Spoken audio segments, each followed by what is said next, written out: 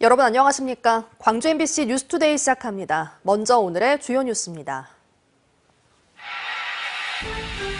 광산구가 광주에서는 처음으로 정치인들의 불법 현수막에 대해 과태료 부과에 나섰습니다.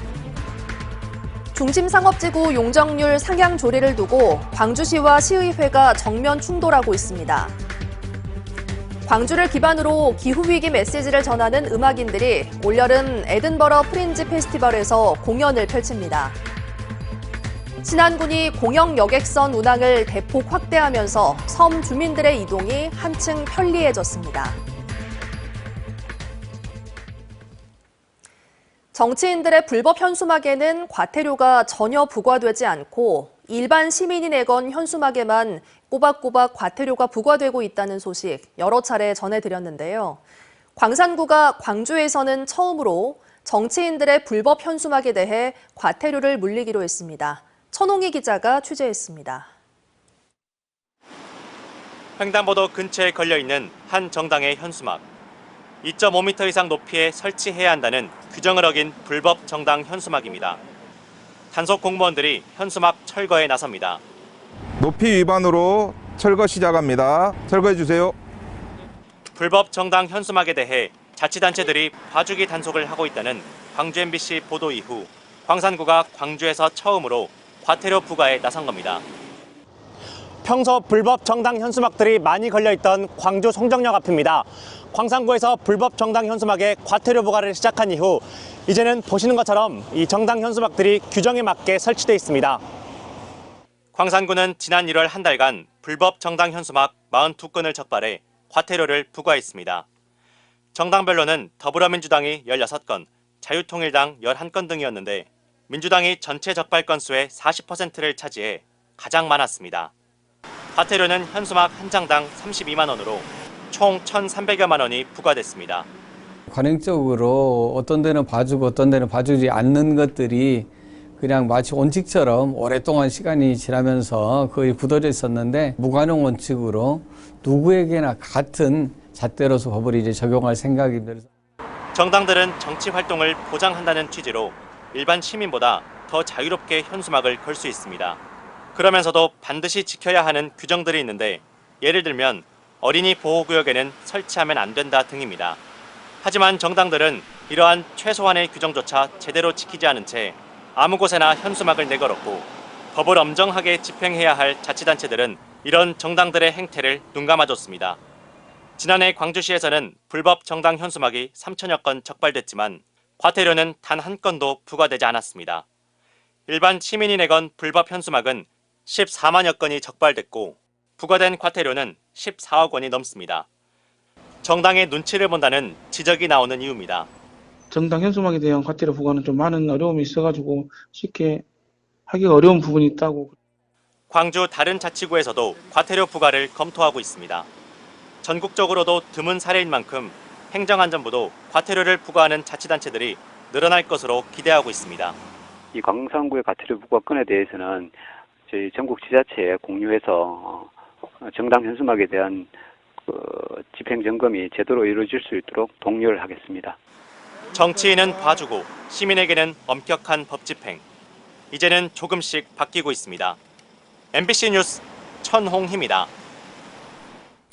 어제는 종일 비가 내리면서 날이 흐렸죠. 오늘부터는 다시 맑은 날씨를 회복하겠습니다.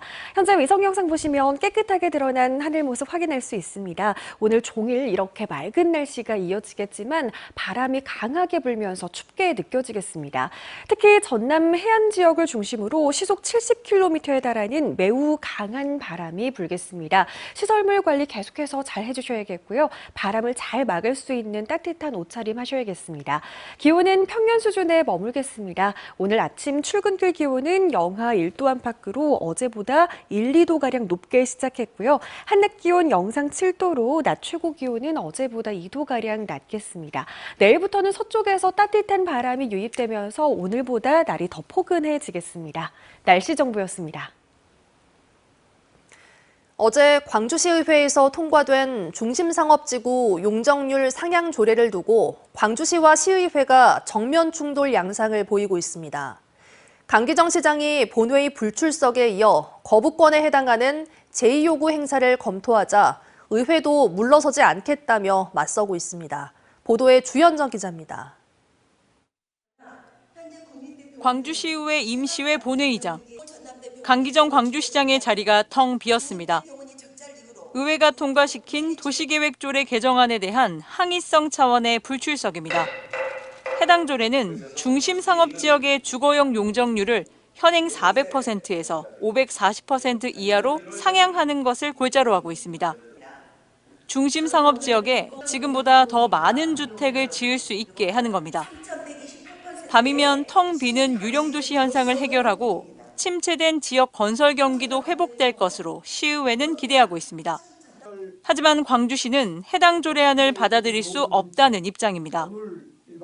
위락시설과 숙박업소에 둘러싸인 상업지역의 주거시설이 확대되면 학교나 도로 같은 기반시설이 부족해 주거 환경이 악화된다는 이유에서입니다. 무엇보다 지역 아파트 시장의 미분양을 심화시킬 수 있다는 게 광주시의 우려입니다. 충장로, 금남로 같은데, 여기 상무지구 같은데, 첨단지구 같은 데입니다. 이곳은 용적률을 올려주면요, 결국 시민들의 삶이 떨어지게 됩니다. 매우 시급한 문제도 아닌데 이걸 이렇게 수기 과정을 거치지 않은 우리 집행부의 의견까지 반영이 되지 않는. 지역의 환경단체도 고밀도 주거 개발은 주거의 질을 악화한다며 조례 개정 철회를 촉구하고 나섰습니다. 강기정 시장은 시의회로부터 해당 조례가 이송되면 거부권에 해당하는 제2요구를 행사하기로 했습니다. 광주시가 의결된 조례안의 제의를 요구하는 건 2018년 3월 이후 7년 만입니다. 의회는 불쾌감을 숨기지 않았습니다. 조례를 대표 발의한 심철희 의원은 즉각 입장문을 내고 용적률 규제가 완화되면 건설 수요가 증가해 고용과 소비가 자극될 것이라며 광주시의 입장을 반박했습니다. 의장도 유감을 표명했습니다. 조례 개정과 관련해서 집행부에 반대 의견이 있으시면 그것은 상임위에서 충분히 의회하고 충분히 설명을 하시고 받아들이지 않는다라면 그 다음 법에 따라서 관련된 절차를 밟으시면 됩니다. 광주시와 의회 모두 물러서지 않겠다는 입장이어서 상업지역 용적률 향상 조례안을 둘러싼 파장은 한동안 계속될 걸로 보입니다. MBC 뉴스 주현정입니다. 광주 5개 자치구 구청장이 정부에 광주공항 국제선을 임시 취항해 줄 것을 요구했습니다. 광주구청장협의회는 어제 입장문을 내고 무안공항이 장기 폐쇄되면서 여행업계가 심각한 타격을 입고 있다며 국제선 임시 개통으로 지역 여행업계는 물론 지역 경제의 활력을 되찾아야 한다고 밝혔습니다. 또 세계 양궁선수권대회 등 국제 행사를 성공적으로 치르기 위해서라도 광주공항 국제선 임시 개통이 필요하다고 강조했습니다. 더불어민주당 광주시당은 민주주의와 5.18 광주 정신을 훼손하려는 극우 세력의 준동으로부터 광주와 대한민국을 지켜내겠다고 밝혔습니다. 이들은 어제 성명을 내고 5.18을 폄훼하고 민주주의 정신을 훼손하는 이들은 누구든지 무관용 원칙으로 강력한 법적 책임을 물을 것이라며 일부 극우단체의 광주 집회를 규탄했습니다. 그러면서 국가 시스템을 마비시키고 나라를 전복시키려는 세력과 허위 주장과 거짓 선동으로 비합리와 몰상식의 사회로 유도하는 자가 누구인지 극우주의자들과 보수단체는 답하라고 촉구했습니다. 신안군이 섬 주민들의 교통 불편을 해소하기 위해 공영 여객선 운항을 대폭 확대하고 있습니다. 새로운 공영 여객선들이 잇따라 취항하면서 주민들의 이동이 한층 편리해졌다는 평가를 받고 있는데요. 다만 막대한 재정 부담이 문제로 떠오르면서 국가 차원의 지원이 절실하다는 목소리도 나오고 있습니다. 문현철 기자가 취재했습니다. 앞에 송공항과 중도 병풍돌이 있는 공영 여객선 슬러시티 5호가 출항을 앞두고 있습니다. 이 배는 167톤급 차도선형 여객선으로 승객 184명과 차량 17대를 동시에 실을 수 있습니다. 이로써 신안군의 공영 여객선은 증도와 자은, 하이와 도초, 앞에 가령과 고이도, 지도 송도와 증도 병풍도를 포함해 5개 항로 8척으로 늘었습니다. 신안군은 또 화물선 2척, 도선 24척도 직접 운영하고 있습니다. 공영여객선의 확대는 섬 주민들의 생활에 큰 변화를 가져오고 있습니다. 네, 너무 좋아요. 하루에 2번, 4번이잖아요. 이게 4시간 맞춰서 탈 수 있으니까. 그전에 100시간 맞춰서 우리가 막 움직이는데. 공영여객선 운영을 더욱 체계적으로 관리하기 위해 신한교통재단이 다음 달 정식 출범할 예정입니다. 신한교통재단은 여객선과 도선의 운항 스케줄 조정, 안전점검, 해상교통 개선을 통해 주민들의 이동권을 지속적으로 강화할 계획입니다. 그러나 공영여객선 운영에 연간 100억 원의 예산이 소요되면서 신안군 재정에 큰 부담이 되고 있습니다. 섬 인구 감소로 경영난에 처한 민간 여객선을 연달아 인수하고 공영제를 유지하는 비용이 눈덩이처럼 불어나고 있습니다. 이에 따라 중앙정부의 법적, 제도적 지원이 필요하다는 목소리가 커지고 있습니다. 이 정권이 바뀔 때마다 대통령 공약사항으로 여객선 완전 공영제를 지금 이야기하고 있으나 아직 실현되지 않고 있습니다. 신안군이 전국 최초로 도입한 공영여객선 제도는 섬 주민들에게 필수적인 교통수단으로 자리 잡고 있습니다. 섬 주민들의 이동권을 보장하기 위해서는 국가 차원의 지속적인 지원이 뒷받침돼야 한다는 지적이 나오고 있습니다. MBC 뉴스 문현철입니다. 지난해 8월 광주 MBC가 보도한 지역의 한 변호사가 의뢰인의 공탁금을 횡령했다는 의혹에 대해 경찰이 해당 변호사를 사기 혐의로 검찰에 넘겼습니다. 광주 동부경찰서는 지난해 5월 의뢰인 신모 씨로부터 공탁금 8,100만 원을 가로챈 혐의로 지역의 한 변호사를 검찰에 불구속 송치했습니다. 해당 변호사는 의뢰인이 받아야 할 공탁금을 본인의 계좌로 이체시킨 뒤 이를 돌려주지 않고 생활비 등에 사용한 것으로 알려졌습니다. 광주 서부경찰서는 법무사를 사칭해 떼인 돈을 대신 받아주겠다고 속여 금품을 가로챈 혐의로 40대 남성에 대해 구속영장을 신청했습니다. 이 남성은 2023년 1월부터 지난해 4월까지 50대 여성으로부터 돌려받지 못한 투자금을 대신 받아준다는 명목으로 1,800만 원을 받아낸 혐의를 받습니다. 일정한 직업이 없는 이 남성은 착수금과 공탁금 등의 명목으로 받은 돈을 대부분 생활비 등에 사용한 것으로 알려졌습니다.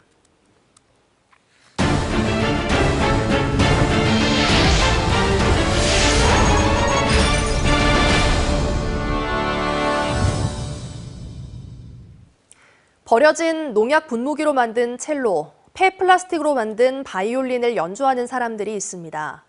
광주를 기반으로 기후위기 메시지를 전하는 음악인들인데요.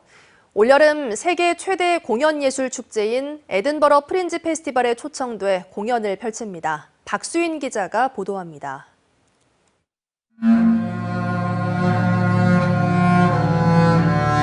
버려진 농약 분무기와 연습용 첼로의 이질적인 결합이 익숙한 듯 낯선 소리를 만들어냅니다. 폐플라스틱을 재활용한 바이올린과 비올라로 현악 4중주를 연주하고 온갖 쓰레기로 가득 찬 피아노로 즉흥 연주를 합니다. 기후위기에 대한 고민과 예술적 영감을 음악에 담아 지난 2022년부터 광주를 기반으로 활동하는 음악인 단체입니다. 음악 자체가 하나의 음악으로서 끝난 것이 아니라 어떤 사회적인 변화, 사회 참여 예술이라고 하는데요. 그 사회 참여 예술을 음악이 할 수 있다는 그런 가능성을 저는 보여줬던 것이 가장 큰 중요한 점이라고 생각을 하고 있습니다. 버려진 물건들을 재활용한 악기들이지만 허투루 만들지 않았습니다. 미술인과 지역 대학이 협력해 시행착오를 거쳐가며 공들여 만든 미학과 공학의 결과물입니다. 단원들 역시 국내외에서 클래식 음악을 전공한 전문 연주자들입니다. 이들에게 예술은 언제나 새로운 질문이고 도전입니다. 클래식 연주 그 악기를 벗어나서 새로운 거에 대한 도전이었고 한참 환경의 문제도 있었었고 저희 음악가로서 어떻게 동참하면 좋을까 해서 선생님이 제안해 주셔서 저희가 친구들 모으기 시작했습니다. 전국을 무대로 활발한 활동을 펼치고 있는 연주자들은 오는 8월 세계 최대 공연 예술 축제로 꼽히는 에든버러 프린지 페스티벌에 공식 초청돼 세계 무대에 섭니다. 페스티벌 참가에 들어가는 비용은 오는 17일부터 한 달 동안 시민 후원을 통해 마련할 계획입니다. 성공적인 펀딩을 위해 후원 음악회도 열고 페스티벌에 참가하는 모든 과정을 다큐멘터리로 제작해 시민들과 공유할 예정입니다. MBC 뉴스 박수인입니다. 최근 기후변화의 영향으로 남도의 봄꽃 축제들이 앞당겨지고 있습니다. 가장 먼저 열리는 광양매화축제는 다음 달 7일에 막을 올리는데요. 올해 광양매화축제는 처음으로 명예감독까지 위촉해 새롭고 참신한 기획들이 준비되고 있습니다. 김주희 기자가 전해드립니다. 섬진강이 휘감고 도는 광양시 단면 매화마을. 이 일대에서 다음 달 7일부터 열흘 동안 제24회 광양매화축제가 막을 올립니다. 광양매화축제는 남도의 봄꽃축제 가운데 가장 먼저 시작되는데 해마다 개최 시기도 계속 앞당겨지고 있습니다. 지난 1997년 제1회 축제가 3월 29일 막을 올렸던 것과 비교하면 올해 축제는 20여일 정도나 빨라졌습니다. 남도 봄꽃축제의 특성상 꽃의 개화 시기에 맞추다 보니 개최 시기가 계속 앞당겨지고 있는 겁니다. 지구온난화로 지금 매화 개화 시기가 당겨지고 있습니다. 처음 시작하는 1회 때는 3월 말에 시작을 했었거든요. 광양매화축제의 개최 시기가 앞당겨진 만큼 시는 차질 없는 행사 준비에 더욱 바빠진 모습입니다. 광양시는 지난해 큰 호응을 얻었던 축제장 유료 입장과 차 없는 거리, 다회용기 사용을 올해 축제에도 다시 적용하기로 했습니다. 여기에 축제의 몰입도를 높이기 위해 올해 처음으로 명예감독도 새롭게 위촉했습니다. 섬진강 요트 승선 체험과 열기구 체험 등 새로운 체험 프로그램들도 더욱 다양하게 기획 준비되고 있습니다. 또한 고질적인 문제점으로 지적되어 온 교통난의 해소를 위해 둔치 주차장을 3,000면으로 500면 확대하고 셔틀버스 승하차장도 2곳으로 늘려 조성합니다. 넓다 보니까 관광객들이 셔틀 타는데 좀 말 그대로 많이 걸어가셨어요. 그래서 이번에는 그쪽의 부분에 한 군데 더 저희들이 주차장도 확대를 하고 그다음에 편의를 위해서 한 군데를 더 늘렸습니다. 해마다 100만 명에 이르는 상충객들이 찾아오고 있는 광양매화축제. 남도의 봄을 알리는 차별화된 대표 봄꽃축제로 전국적인 명성을 이어나가기 위해 올해도 새롭고 참신한 기획들이 다양하게 시도되고 있습니다. MBC 뉴스 김주희입니다. 어제는 민족 고유의 명절 가운데 하나인 정월 대보름이었습니다. 전남 곳곳에서는 한 해의 풍요와 안녕을 기원하는 다양한 행사들이 열렸는데요. 박종호 기자가 다녀왔습니다. 을사년 새해 첫 보름달이 뜨는 날, 동그란 달이 하늘 높이 떠오르자 달집에 불이 붙었습니다. 애군을 쫓고 한 해의 건강과 풍요를 기원하는 달집 태우기 행사. 시민들은 달집을 바라보며 저마다 소원을 빌었습니다. 저희 가족 건강하고 그다음에 부자 되게 해달라고 오늘 썼어요. 역시 저희 엄마 그다음에 저희 가족들 건강이 최우선이고 정월 대보름이 돼서 우리나라 세시풍속을 직접 즐겨보고 싶어서 왔어요. 이번에는 저희 가족 모두 건강했으면 좋겠어요. 추위를 잊은 아이들은 투호를 던지고 어른들은 약밥을 나눠 먹으며 소원을 적는 등 정월 대보름을 각자의 방식으로 즐겼습니다. 정월 대보름 행사를 통해서 우리 장 군민들이 무병장수하고 그리고 우리 장이 또 번영 발전하고 그리고 올해 농사가 풍년이 되면서 모든 국민들이 행복한 그런 장을 기원하는 뜻에서 신안에서도 농악단의 공연과 함께 땅콩과 약밥을 나눠 먹는 등 정월 대보름을 맞아 전남 16개 시군 141개 마을에서 지신밟기와 달집 태우기 등 세시풍속 행사가 열렸습니다. 오곡밥을 먹고 불엄을 깨며 건강을 기원하고 귀발기술을 나눠 마시고 더위를 팔던 정월 대보름. 농경사회 가장 큰 명절이었던 대보름 행사는 점차 축소되고 있지만 한 해의 풍요와 안녕을 기원하는 시민들의 마음은 예나 지금이나 변함없습니다. MBC 뉴스 박정호입니다. 정월 대보름을 맞아 어제 곡성군은 오곡면 금천천 둔치에서 전통 세시풍속 체험 행사를 열었습니다. 이번 행사에는 주민 500여 명이 모여 윷놀이와 지신밟기 등 전통놀이를 즐겼고 애군을 쫓기 위해 달집을 태웠습니다. 계엄 사태와 제주항공 여객기 참사, 극심한 불경기에도 사회복지 공동모금회를 통한 광주 전남 지역민들의 성금 모금 열기가 뜨거웠습니다. 지난해 12월부터 올해 1월까지 모금을 마감한 결과 광주는 목표했던 51억 2천만 원에서 4억 원이 추가된 55억 6천만 원을 기록해 116.1도를 기록했고, 전남은 목표액인 113억 9천만 원에서 29억 원이 많은 142억 5,500만 원을 기록해 125.2도를 돌파했습니다. 광주와 전남 사회복지 공동모금회는 광주 MBC를 통해 기탁된 성금이 65억 8천만 원이라며 지역민들에게 감사의 마음을 전했습니다.